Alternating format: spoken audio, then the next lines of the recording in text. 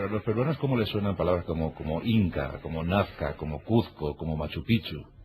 La verdad es que saben poco de ellas. Hombre, de los incas sí, pero de una forma manipulada. Igual que pasa en México, ¿no? El espíritu nacionalista lo suelen centrar en las últimas culturas, las que estaban imperando cuando llegaron los colonizadores europeos. Y entonces, bueno, se hace énfasis en esas culturas que suelen ser las menos importantes, tal vez la más importante desde un punto de vista social o arquitectónico, pero no cultural. De hecho, la conquista de México, pues fue posible porque era un país que estaba prácticamente en guerra civil, y uno de los bandos optó por Hernán Cortés y sus chicos, pero es que en Perú sucedió exactamente igual. El Imperio Inca, yo recuerdo en Cuzco, pues en la Iglesia del Triunfo, ahí en la Plaza de Armas, que está pegada a la catedral, hay una inscripción, una placa diciendo que la Virgen María pues apareció allí, tomó partido por el bando de los españoles, y que gracias a ella pues se produjo la conquista de Cusco, ¿no? Y un cuerno, ¿no? La conquista de Cusco pues se produjo gracias a los cañaris y gracias al hermano de Manco Cápac II, que se aliaron con los españoles, ¿no? Pero bueno, la historia ya sabes que se escribe así. Y una de las cosas que no saben, o que se les olvida, o que no tienen en cuenta tanto los peruanos como cuando se habla de la cultura inca en el resto del mundo, es que no es un pueblo. Los incas eran una dinastía, como podrían ser los Estuardo, los Austria o los Borbones. Se habla de 80, ¿no? No, la verdad es que según los cronistas, que son las referencias que hay, incluido Guamán Poma de Ayala, pues, se habla de 13, contando con los dos hermanos que estaban también en litigio, con Atahualpa y con Huáscar, me parece que era ya.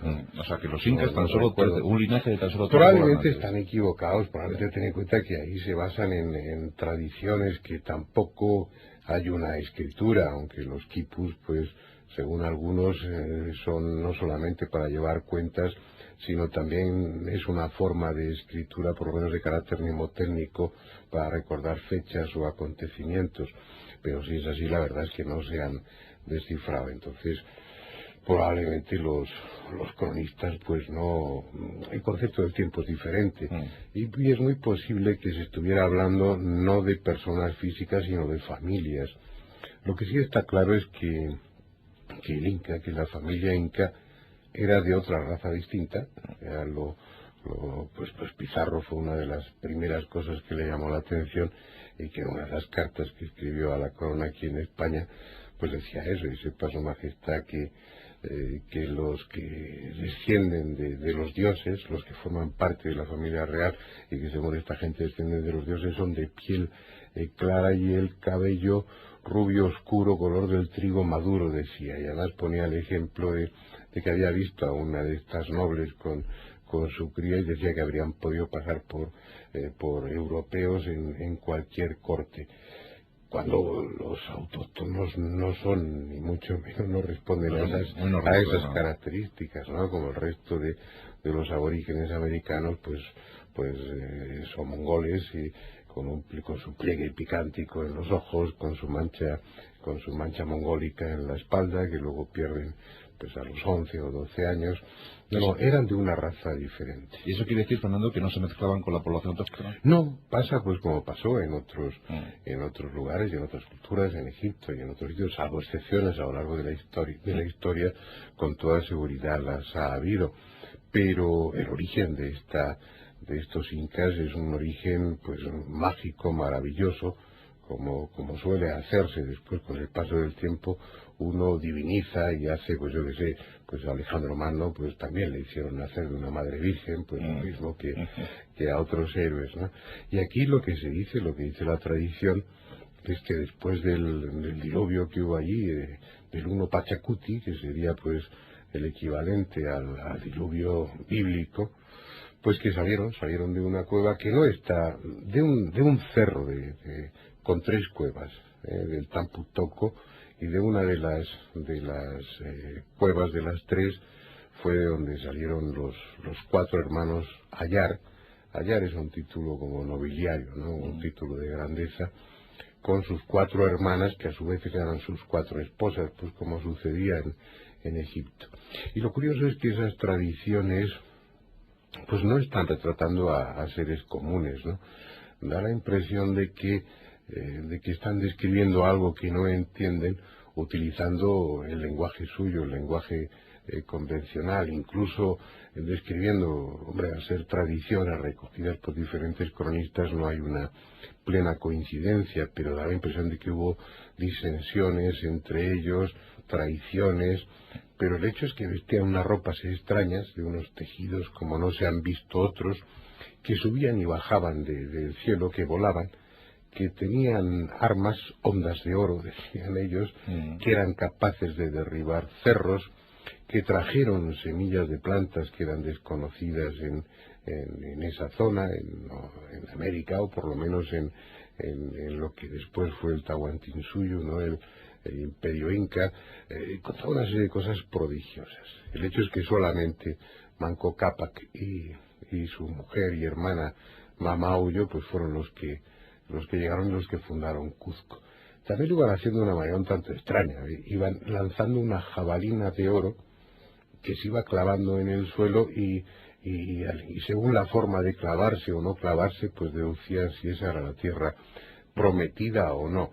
De hecho, da la impresión de que se está hablando de una especie de éxodo, como el que tuvo el pueblo judío o el pueblo azteca mexica, que salieron de un lugar indeterminado. La verdad es que nadie ha podido localizar dónde está Pacaritambo, dónde está ese cerro de las 3 cuevas, que bueno, que fueron en etapas y fueron conquistando, colonizando y educando a las gentes, y cuando llegaron a Cusco pues tenían con ellos un ejército con toda seguridad, claro, si no, no echas de allí a los que había. Tal y como lo cuentas, Fernando, parece una saga nórdica. Lo es, si es que hay una similitud enorme sí. entre todas esas leyendas y tradiciones. Por eso el pasado en esas páginas no escritas pues nos engancha tanto a ti y a mí y a nuestros oyentes, ¿no? Porque queda mucho lugar para la imaginación. Pero aquí hay algo evidente, estamos hablando de una dinastía, de una familia que son de otra raza y que en un momento determinado aparecen en el pasado de toda esa zona y que construyen un imperio. Y en todo caso poco antes de la llegada de los españoles, ¿no? No está claro. Ten en cuenta que ahí la historia se mezcla, que necesita mucho tiempo para desarrollar una cultura como la que tenía el pueblo inca, que era una cultura compleja, con unas matemáticas bastante exactas, con unos conocimientos de astronomía importantes, con una estructura social que era una maravilla para los conquistadores. Les llamaba la atención que no hubiera gente deshonesta, ni vagos, ni maleantes. En realidad una dictadura férrea, y por eso se rebelaron tantos pueblos, ¿no? Y que estaban sometidos a ese control y que además pagan unos impuestos muy altos, que en definitiva todo se reduce al bolsillo, ¿no? Sí, pero hablamos de un periodo de no más de 5 siglos, ¿no?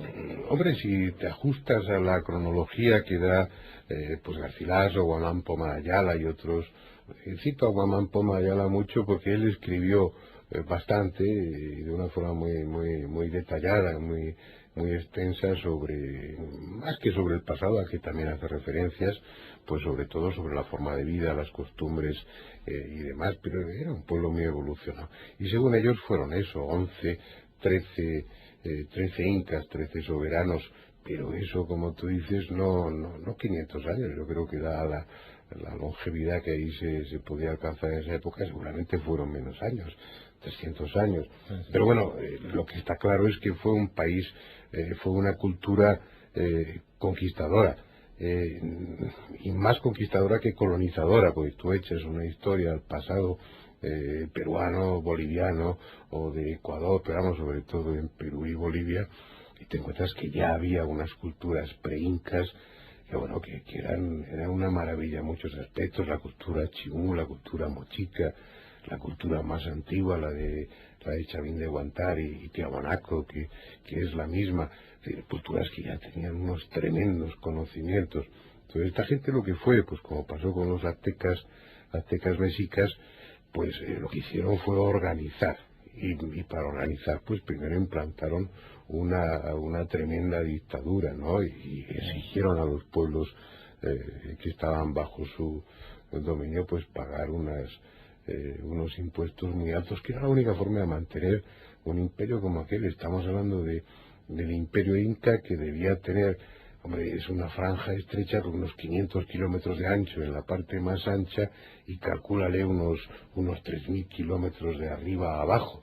Estamos hablando de una enorme extensión, que ellos dividieron en 4 provincias que formaban el Tahuantinsuyo, y con una capital que fue en aquellos tiempos pues equiparable a lo que fue Roma en Europa o lo que fue Jerusalén, ¿no? Cuzco, que era el ombligo del mundo, la maravilla de las maravillas. En esa época cualquier habitante del imperio, solo por el hecho de haber estado en Cuzco, de haber visitado Cuzco, pues ya tenía el reconocimiento y el respeto de sus compañeros, de los que habitaban, ¿cuál es la palabra? En este momento se me ha ido, de sus convecinos. Pues el prólogo es perfecto. Hemos hablado del Imperio Inca, el maestro de ceremonias, don Fernando Jiménez del Oso, que conoce muy bien aquellos territorios. Yo creo que él también es algo de Inca, algo de Inca. No sé, la que sí parece que se respirar es mi mujer, que la primera vez que estuvo allí sintió... Se enamoró de... Sí, además había una comunicación ahí muy especial con los peruanos, sobre todo del altiplano. Pero bueno, me parece que este es un tema del que vamos a hablar si así a los oyentes les parece bien, porque, no sé, empezando por Cusco, llegando por Machu Picchu, por donde quieras, hay mucho que contar y alguna que otra anécdota más o menos divertida, ¿no? Pues la semana que viene vamos a ir a la gran capital del Imperio Inca, a Cuzco, a pasear por sus calles, a imaginarnos cómo eran aquellos escenarios de la mano de Fernando Jiménez del Oso. Y tantas emociones, tantos caminos descubiertos, y habíamos llegado a las puertas de Cuzco, la gran capital, con un montón de misterios y de secretos y de alguna sorpresa que tú descubriste por allí, ¿no? Sí, ya la contaré, hay que dar un poco de suspense. Pero ¿cómo era aquella inmensa ciudad? ¿Cómo era? Cuzco era, al parecer, la maravilla de las maravillas. Era la capital del imperio, un imperio, el Tahuantinsuyo, distribuido en cuatro provincias, y era una ciudad donde el oro estaba por todas partes, donde había construcciones suntuosas.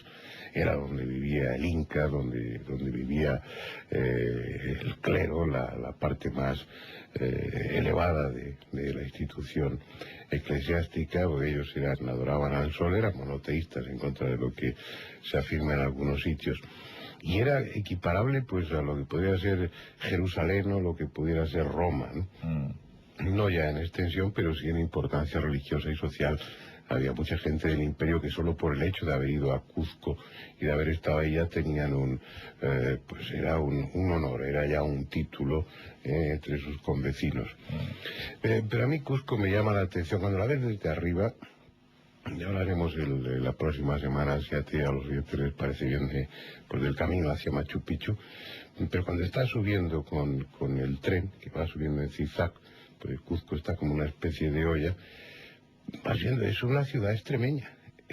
Sí, es bueno, y cuando recorres sus calles, pues tienes la sensación de estar en cualquier lugar de Extremadura. Y es una autonomía que conozco bien, porque paso allí siempre mis vacaciones.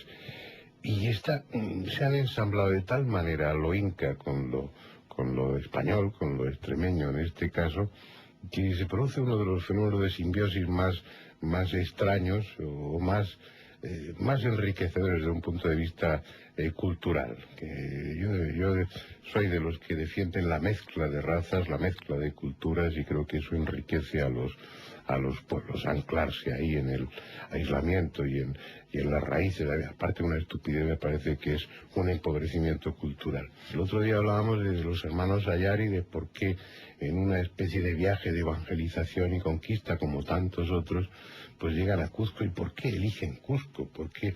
¿Qué razones de tipo telúrico, paisajístico, vaya usted a saber qué hacen que ese sea el lugar idóneo, cuando los hay alrededor? Está el Valle Sagrado allí mismo, con un paisaje maravilloso, y con el río Vilcamayu, pues allí es una zona fértil. No, escogen por alguna razón que se nos escapa, los sacerdotes, que son en definitiva los depositarios del conocimiento, los sabios de la época, los intuitivos, los que están preparados para todas las experiencias de estados alterados de conciencia, los que están acostumbrados a la introspección, a la meditación, etcétera, etcétera, son los que deciden el lugar y no los políticos en este caso.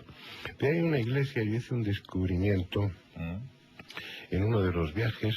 Entonces estaba haciendo para Televisión Española, había un programa que sustituyó a 300 millones, que se llamaba Punto de Encuentro. Yo no sé si tú lo recuerdas. Por supuesto, Fernando. Allá yo tenía un espacio corto, de 10, 15 minutos, que bueno, me apetecía mucho hacerlo porque ese programa se distribuía y se veía por toda América. Que era Punto de Encuentro con el Misterio. Sí. Entonces utilizaba mucho material de archivo del que yo tenía en televisión, pero también, pues a veces cuando había oportunidad me iba a rodar con el equipo.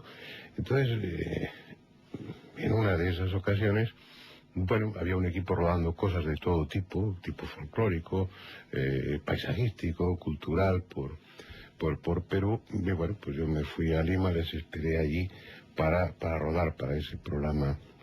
Rodar unas cuantas cosas en Cusco. Y ahí tuve la oportunidad de desmontar un mito. que yo no sé si lo he comentado en alguna ocasión o es la primera vez que yo lo cuento. Hay una iglesia, no está en la Plaza de Armas, está cerca de la iglesia de la Merced, que es famosa porque ahí hay muchas imágenes milagrosas, porque tiene una custodia riquísima de 20 y tantos kilos de oro, con todo tipo de piedras preciosas. Y entonces al pie del altar están enterrados, hay varios personajes ilustres enterrados en esa iglesia, pero al pie del altar está enterrado don Diego de Almagro el Viejo, que fue ajusticiado por los hermanos Pizarro después de la batalla de Salinas, y está también enterrado Gonzalo Pizarro, que fue también ejecutado por el pacificador Pedro de la Gasca, en esas guerras internas, en esas rebeliones, en toda esa época turbulenta que hubo durante la colonización. Entonces se dice que don Diego de Almagro y Gonzalo Pizarro, después de muertos, se les cortó la cabeza se frió en aceite y fue enviada a Lima, a la capital, como ejemplo para los que tuvieran algún tipo de inquietud así, de rebelarse al poder establecido. Sí. Bueno, pues yo abrí la tumba en la iglesia de la Merced, casi, no voy a contar la historia, pero eso ya entra dentro de lo casi delictivo, ¿no? Sí. O por lo menos del atentado cultural. ¿Qué se te ocurrió? Sí, y porque además no había más que un sacristán por ahí al que, pues ya nos arreglamos para llevarlo a otro sitio, para tomar unas copas, con cosas que ocurren. Fue algo, de lo que uno no se siente orgulloso, pero el hecho es que abrí las tumbas y estaban las cabezas allí. Es decir, esa tradición, eso que se cuenta en los libros, no es cierto. Las cabezas de Diego de Almagro y de Gonzalo Pizarro están junto al resto de su esqueleto. Pero lo curioso es que eso que lo rodea, además, cuando terminamos ese viaje y llegamos a Madrid, en el aeropuerto de Barajas nos estaban esperando y nos dijeron que el programa ya se ha terminado. Mientras estábamos viajando, el programa había terminado su emisión. Y luego no se pudo. No, eso no se emitió, y es más, eso se destruyó. Luego después era un documento, o es un documento histórico, no te voy a decir que tremendo, pero que tiene una relativa importancia.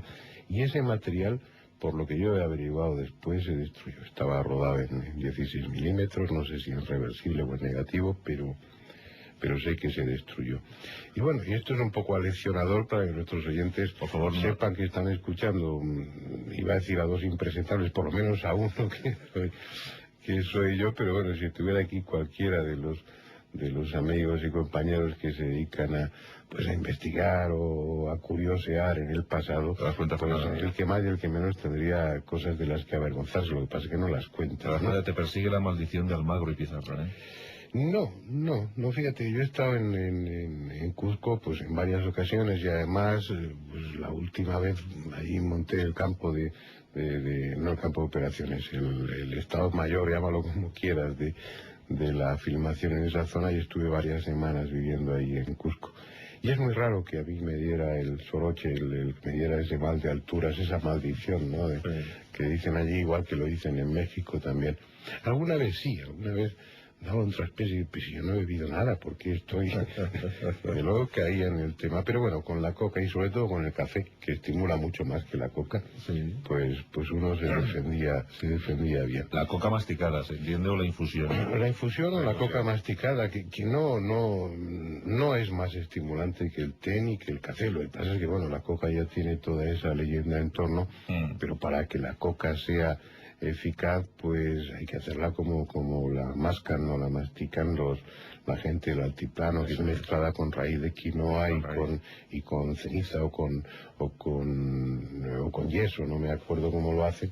Que entonces sí, ahí se libera, se produce el alcaloide y entonces tiene ese efecto que les mantiene pues sin hambre y poco menos que insensibles al cansancio. Esto, como diría la vecina de mi madre, dice nada más que de sufrir. Sí. Bueno, pues hemos paseado un ratito por las calles de Cuzco y hemos averiguado uno de los grandes secretos a don Fernando Jiménez del Oso, que le dio por investigar más allá de la lápida y descubrir que las leyendas a veces no son tanto y que a veces se crean o se levantan en base a varios a saber qué intereses. Pues por Cuzco hemos paseado y la próxima semana iremos a Machu Picchu, o por lo menos a su camino, nada más y nada menos. Gracias, don Fernando. Pues gracias a ti y bueno, te espero la semana que viene en la estación de San Pedro, que es donde se coge el tren para ir a Machu Picchu y iremos para allá. La pasada semana abandonábamos Cuzco, allí descubríamos un misterio desvelado por Fernando Jiménez del Oso, aquella leyenda sobre las cabezas de don Diego de Almagro y ¿cómo se llamaba? Pizarro, pero Gonzalo Pizarro, ¿verdad? Gonzalo Pizarro, sí. Pero familiar... Debían ser primos todos ellos, primos, hermanos, pero además acabaron, en cuanto hay dinero por medio, la cosa acaba mal. Ahí había mucho oro que repartir y no todos estaban de acuerdo en la forma de repartirlo. El caso es que aquellas cabezas no viajaron, sino que se quedaron en sus troncos. Sí, hombre, cabe la posibilidad de que las exhibieran en Lima y luego las devolvieran a Cuzco, y eso ya es más raro. Yo creo que no. Porque entonces las compañías de teletransporte Segur y otros no funcionaban, ¿no? Afortunadamente, la curiosidad de Fernando Jiménez del Oso pues desveló el misterio. Bueno, pues aquí estamos con nuestros viajes favoritos y habíamos prometido a nuestra audiencia viajar hasta Machu Picchu, o por lo menos iniciar el camino, porque esto también es como una especie de ritual, ¿verdad? Como un camino sacro. Sí, fíjate, es uno de los sitios... Lo hemos hablado en alguna ocasión, que me has preguntado por lugares que me han gustado, que hay muchos te hablaba del Valle de Taxila en Pakistán. Bueno, vas descubriendo otros sitios y caramba, te llaman mucho la atención. En España hay muchos lugares, pero de los que más me han impresionado a mí, aparte del Callejón de Huaylas en los Andes, que algún día hablaremos de ese viaje a Chavín de Huantar y esas truchas que yo me comía allí pescadas en el río. ¿Cómo te gusta lo autóctono? Sí, además que no había opción. Tenía que comer carne de chancho, de los ceritos que había por allí, y truchas no había, y verduras. No había otra cosa y no llegaba por ahí autocares o autobuses llevando suministros más que de vez en cuando. Pero uno de esos sitios donde dices, oye, yo aquí me quedo, no sé cómo, pero es el Valle Sagrado. El Valle Sagrado de los Incas, que es una maravilla. Cogemos, como te había dicho la semana pasada, el tren en la estación de San Pedro. Hay que subir mucho, ¿no? Que ya es una experiencia, ¿no? De que en torno a la estación pues hay un mercado, no tienes que tener mucho cuidado y te roban hasta el alma.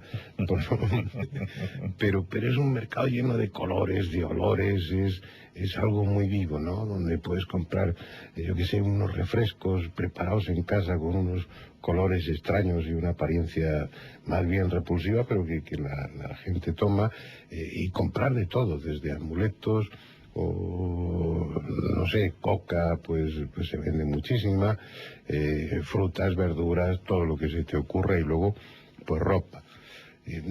Coges el tren en esa estación que es muy viva, muy colorista.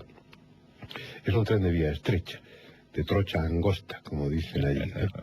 Y entonces tiene que ir subiendo en zigzag para superarla.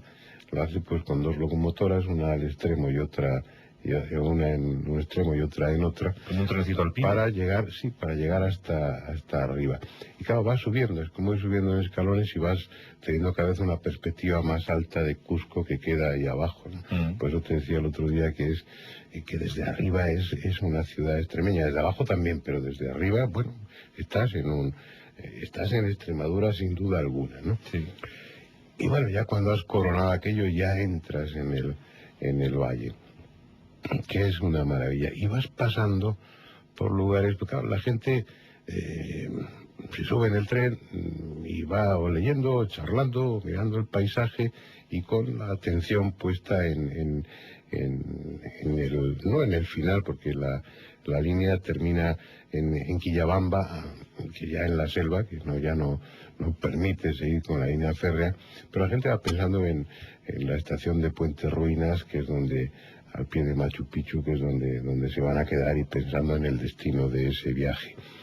Pero no prestan atención a los lugares por los que va pasando el tren. El recorrido es precioso, lleno de curvas, atravesando pequeños túneles, muchos agujeros en las piedras. Luego después, años después, lo alquilé, un tren para mí solo, para poder rodar. Era un vagón con gasoil, autónomo, y estuvimos pues rodando todo el recorrido del tren, que yo quería hacerlo desde el frente, desde los lados, porque es algo muy bonito. ¿Te impresiona? Impresiona la belleza, impresiona porque a veces vas por desfiladeros que son profundos y muy angostos, y ves el río de abajo. En otros lados no. Por ejemplo, en la llanura de Anta, en la Pampa de Anta, que es un lugar espléndido. Bueno, pues pasas por allí y ves, ya supongo que a estas alturas pues ya se habrán sustituido los métodos antiguos de trabajar la tierra, y ya habrá muchos tractores, ¿no? Pero ves aquello pacífico, y la gente no sabe que ahí, en esa pampa, se produjo un milagro. Un príncipe inca, el príncipe Inca Ripac, que lo había desterrado la familia, su padre lo había echado de Cusco por gamberro, por rebelde, era un poco follonero. Pues se le apareció en esa llanura, el dios Viracocha. Le dijo: vuelve a Cusco y organiza la defensa contra los indios chancas, que eran, bueno, pues un ejército muy poderoso, que bueno, se habían rebelado y querían conquistar Cusco y acabar con la dinastía inca, que, como ya hemos comentado en otra ocasión, como todas esas dinastías, pues eran dictaduras férreas y que freían impuestos a sus súbditos. Y entonces ahí se echa en falta, para describir esa batalla. Yo te escuchaba la otra noche describiendo la batalla de las Navas de Tolosa. Sí, pues yo te escucho. Cuando me quedo trasnochando, pues te escucho. Y bueno, pues lo describías con un ritmo, con una emoción que a mí me encantaba. Por cierto, tienes uno de tus fans, es mi hijo pequeño, el mayor también, pero Pablo, porque sí, te escuchó cuando hablabas de Rommel, y bueno, lo tiene grabado, o sea que... Rommel, sí. Dale un abrazo a Pablo. Sí. Bueno, pues en esa llanura, imagínate la situación, ¿no? En un lado los indios, los chancas, con la cara pintada de rojo y de negro, para impresionar al enemigo, y en el otro lado los soldados del Inca, ¿no? Confiando en un jefe inexperto, como era el Inca Ripac, que bueno, que por mandato divino se había puesto al frente de las tropas. Imagínatelos tocando los tambores que el parche era de piel humana, de piel de los vencidos, y que en vez de palillos tocaban con las manos y el antebrazo de los enemigos muertos. Eso era lo que utilizaban para percutir el tambor. El ruido de los pututus, de las caracolas, toda esa, y luego ese silencio de segundos que precede a la batalla. El silbido de las boleadoras, los ahillos de las boleadoras por el aire, de las jabalinas, de las lanzas, y después de de esa primera refriega ya la lucha cuerpo a cuerpo, ¿no? Con hachas y con mazas golpeando, rompiendo cabezas, rompiendo escudos, ¿no? Fue algo tremendo. Desde entonces esa pampa de Anta, el nombre que tiene es Yaguarpampa, que significa pampa sangrienta. Las crónicas de la época dejaron un saldo de 8.000 muertos entre los soldados del Inca y 22.000 entre los chancas. Y bueno, cuando pasas por ahí, pues si conoces esa historia, pues te llama un poco la atención lo pacífico que está aquello y las ganas que te dan de bajarte y ponerte a excavar, porque seguro que vas a encontrar por allí restos todavía, armas y por supuesto restos humanos de aquella tremenda y sangrienta batalla. Porque para nosotros el pasado americano a nivel de guerras y de política pues empieza con la conquista, pero antes de eso, al haber poco testimonio escrito, ignoramos mucho de ello, ¿no? Pero tuvieron un pasado también lleno de conquistas, lleno de guerras, lleno de vicisitudes sangrientas, ¿no? En eso nos hermanamos todos, ¿verdad? Sí, va recorriendo ese valle con el Wilcamayu o Wilcanota, de las dos formas se le llama al río, que luego después cambia su nombre por Urubamba, que es y luego ya en la selva va a desembocar en el Amazonas, llevando pues yo qué sé, tanta historia en sus aguas que debe ser un lugar para eso, para bañarse y salir de allí pues titulado con un máster, ¿no? Fíjense los amigos oyentes de la Rosa de los Vientos, qué gran guía, ¿verdad? Subir en ese tren con Fernando Jiménez del Oso y que te describa esta batalla. Qué gran momento de radio nos ha dado Fernando esta noche. Sí. Qué bien, qué bien. Te vamos a contratar, Fernando, para los pasajes de la historia. ¿No?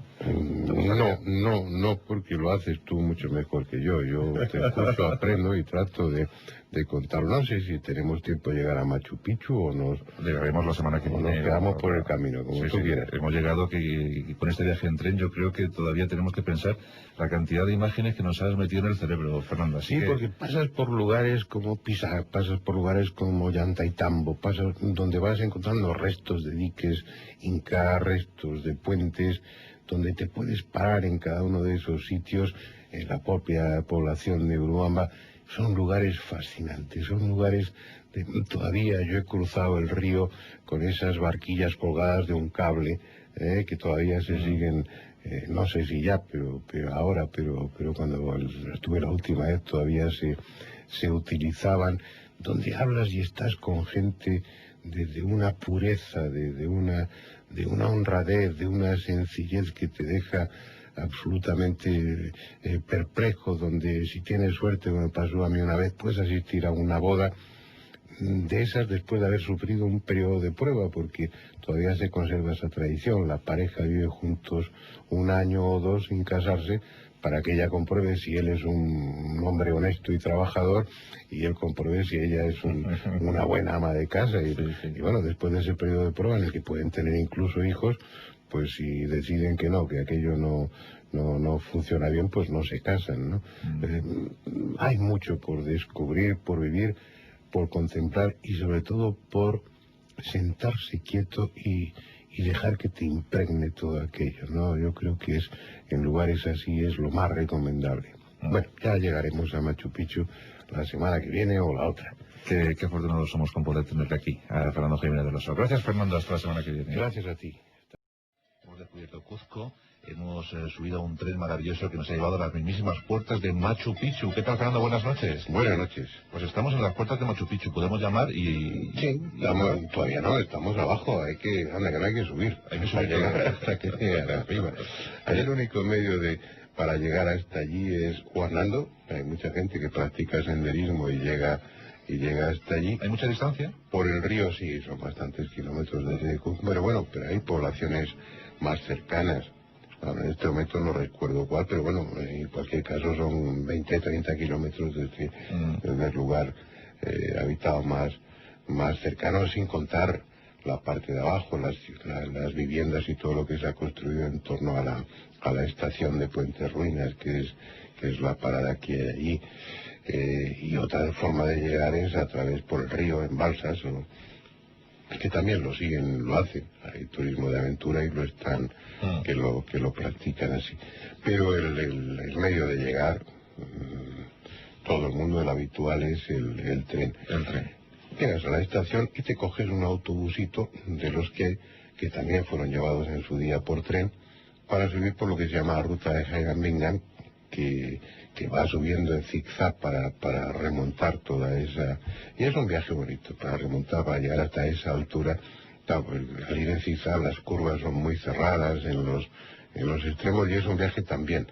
Si al salir de Cusco en la estación de San Pedro, pues íbamos subiendo en zigzag y viendo Cusco allá abajo, aquí en la ruta Heijmans con el autobús vas subiendo y vas viendo el río cada vez más abajo, cada vez más lejos, y vas adquiriendo, yo creo que es una buena forma de llegar, vas adquiriendo conciencia de dónde estás, vas viendo cómo los cerros pues van creciendo contigo, empiezas a verlos cada vez desde una posición más elevada, más cercana a la de los pájaros, hasta que llegas arriba. Lo habitual es que los turistas lleguen en el tren de la mañana, que llega a media mañana a la estación, visiten Machu Picchu pues durante esa parte de la mañana y coman allí, y luego después en el tren de la tarde se vuelven a Cusco. Bueno, si no hay más remedio, pues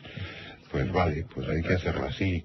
Machu Picchu merece la pena ser visto, aunque sea solamente unas horas, pero... Y como he comentado muchas veces, yo que tengo la inmensa suerte, cuando voy a esos lugares, voy a trabajar, voy a rodar, que mis visitas no son las de un turista. Tengo que estar allí pues muchas más horas y varios días. Tú cuando no alquilas la pirámide, pues alquilas Machu Picchu.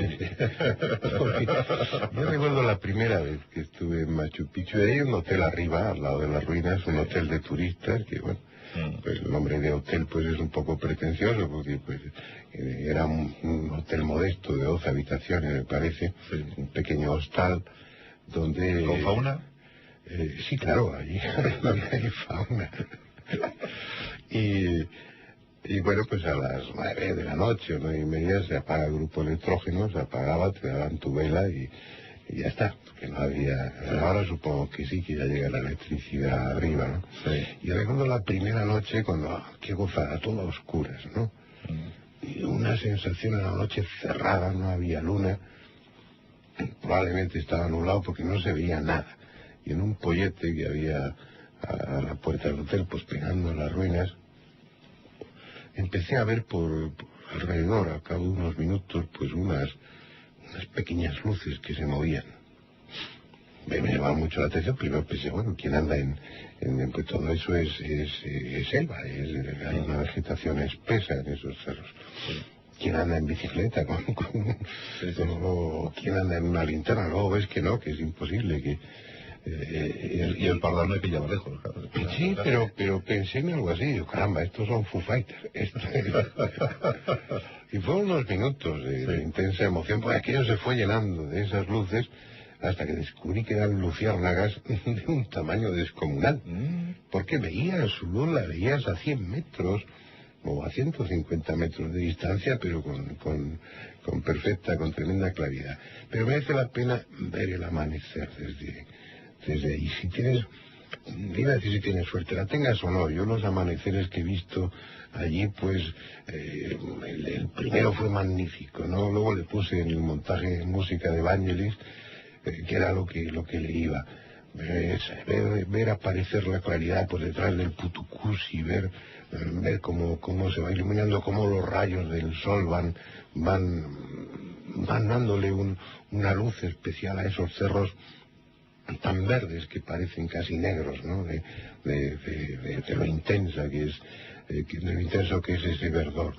Pero otras veces el amanecer y luego después las primeras horas de la mañana, lo que me ha permitido es ver cómo desde ahí abajo, desde el Urubamba, que pasa por abajo describiendo pues muchos meandros, muchas curvas para ajustar su recorrido a los muchos cerros que hay, ver subir las nubes. No estás viendo el río, a no ser que te asomes. estás en las ruinas y ves como si salieran del suelo, están saliendo de abajo, y lo llaman nubes que van subiendo y las tocas con la mano y le da una sensación de irrealidad, un aspecto fantástico a todo aquello.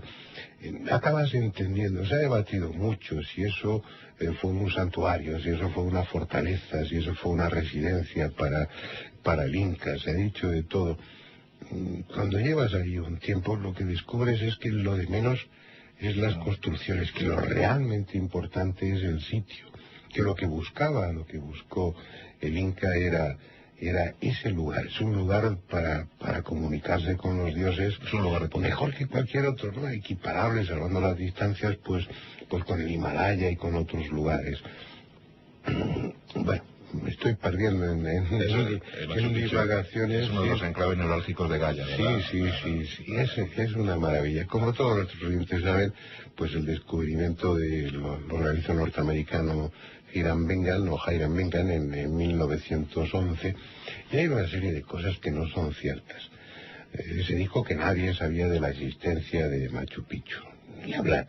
A Hiram Bingham lo llevó pues un colono de la zona, Melchor Arteaga, que conocía las ruinas y fue que le condujo arriba. Se decía que los conquistadores no tenían ni idea de la existencia de esa ciudad, santuario. Tampoco es cierto, está citado por algunos cronistas como la ciudad de Picchu. Incluso hay, como en las películas de Spielberg, como en Indiana Jones, sí. Si no la certeza, hay la sospecha bastante bien fundada de que Hiram Bingham sabía dónde iba, porque había tenido una copia de un manuscrito de 1561 escrito por un cronista pues poco conocido, que era Diego Rodríguez de Figueroa, donde no solamente habla de la ciudad de Picchu, sino que da instrucciones de cómo llegar a ella. Y bueno, hay fundadas sospechas de que Hiram Bingham tuvo acceso a ese manuscrito, lo consiguió una copia en algún archivo o biblioteca y sabía lo que iba a buscar. Y cuando llegó arriba, pues supongo que se iba a llevar pues la sorpresa del siglo, ¿no? Aquello es una maravilla. Están tan bien integradas las construcciones en el entorno, que es una de las cosas que hacían los incas de una forma extraordinaria, que bueno, que es difícil ver dónde termina la obra humana y dónde termina la obra natural. Y esto que empieza a excavar, tampoco a lo loco, sino viendo directamente al cementerio que hay en las ruinas, y se encuentra, exhuma los cadáveres, los cuerpos de 173 personas, de las cuales 150 eran mujeres y 23 eran de hombres y niños. Lo que él inmediatamente le hizo pensar en que era pues algo parecido el otro día hablamos del convento de Santa Catalina construido sobre la Yaguasi, pues pensaba que era algo parecido a la Yaguasi de Cuzco, ¿no? Una ciudadela religiosa pues que estaba regida o que se utilizaba como refugio, vivienda, o llámalo como quieras, para vírgenes del sol. Con curiosidades, porque entre esas tumbas hay dos cosas o tres que llaman la atención. Por ejemplo, una curiosa, y es que en una de las tumbas estaba el resto de una mujer que murió de sífilis y que tuvo el capricho de que la enterraran con su perro, y está en su tumba con su perrito. Luego hay otra tumba donde aparece el esqueleto de un hombre que tenía un collar de cuentas de vidrio fundido verde. Y los incas no fundían el vidrio. No, eso requiere temperaturas muy altas y no tenían esa técnica. ¿De dónde vino ese collar? Pues no hay, es uno de los misterios. Y otro es que los incas, como les pasaba a los egipcios en las primeras dinastías, no conocían el hierro por la misma razón, no lo fabricaban por la enorme temperatura que requiere. Y se encontró en una de las tumbas una laminilla de hierro oxidado, pequeñita, de 3 centímetros de largo, que también es un misterio, tampoco se sabe cómo fue a parar allí. A medida que uno va conociendo un poco, bueno, hay tradiciones, se habla, lo he leído en muchos textos, el enorme trabajo que supuso el subir las piedras desde el cauce, los cerros tienen todas las piedras que quieren, Y además es que si vas allí y recorres la zona, pues ves que hay una cantera. Y ves todavía están los agujeros que habían hecho para meter estacas de madera y fraccionar la piedra. Hay una leyenda que dice, bueno, que se rebelaron los obreros y entonces pues la divinidad correspondiente, no sé si sería Viracocha o quién, pues los transformó en piedras. Y son las piedras que sirvieron para construir Tiahuanaco. Hay todo esto, Machu Picchu. Hay todo tipo de leyendas en torno que luego después allí ves que no. Fortaleza no defiende nada. Lo que sí compruebas es que no es Machu Picchu lo único importante de esa zona. Todos los cerros, todas las inmediaciones están llenas de pequeños santuarios, de caminos que ya ha devorado la selva. Debía ser una ciudad bastante amplia. Lo que pasa es que cuando estudiamos o visitamos los restos del pasado, lo que vemos es la piedra, pero la piedra se utilizaba con fines muy concretos, sobre todo para fines militares, religiosos o ceremoniales, palacios, pero la gente vivía en casas de adobe, vivía en casas de barro o de otro material mucho más perecedero, y de eso no te encuentras absolutamente nada, ¿no? Claro, no te puedes hacer una idea clara de la población que llegó a vivir allí. Pero lo que está claro es que, aunque hubo, pues el barrio está dividido, el Machu Picchu, en sectores, a unos se le llama el sector militar, a otros se le llama el sector de los templos, a otros... La verdad es que hubo construcciones de todo tipo, que hubo almacenes, que hubo fundamentalmente templos y que hubo viviendas y que hubo palacios. Debió ser una ciudad más grande de lo que se piensa. Pero lo que sí está claro es el carácter sagrado de toda esa zona.